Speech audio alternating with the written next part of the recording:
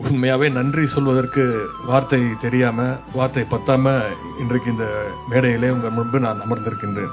கடந்த 14ஆம் தேதி திருவண்ணாமலையில் நடந்த இளைஞரணியுடைய வடக்கு மண்டல நிர்வாகிகள் சந்திப்பு மிகப்பெரிய ஒரு வெற்றியை நாம் அடைஞ்சிருக்கிறோம். நாம வெறும் நிர்வாகிகள் சந்திப்பு தான் நடத்தணும். ஆனா கிட்டத்தட்ட இளைஞரணி மாநாடு நடத்தின மாதிரி பல பேர் கலங்கி போயிருக்காங்க.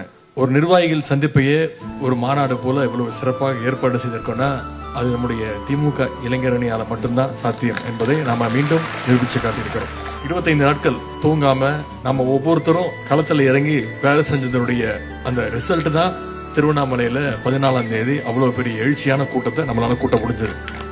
எந்த அணியிலும் இவ்வளவு வேலைகள் செஞ்சிருக்க முடியாது, வாய்ப்பே கிடையாது. நம்முடைய இளைஞரணி நிர்வாகிகள் கிட்டத்தட்ட ராணுவ கட்டுப்பாட்டோடு அந்த நிகழ்ச்சியில கலந்துக்கிட்டோம். ராணுவம்னு ஏன் சொல்லணும்னா வெறும் பலத்துல மட்டுமல்ல, கட்டுப்பாட்டிலையும் நம்முடைய இளைஞரணிக்கு நிகர் யாரும் கிடையாது அப்படிங்கறத நம்ம ப்ரூவ் பண்ணி காட்டியிருக்கிறோம்.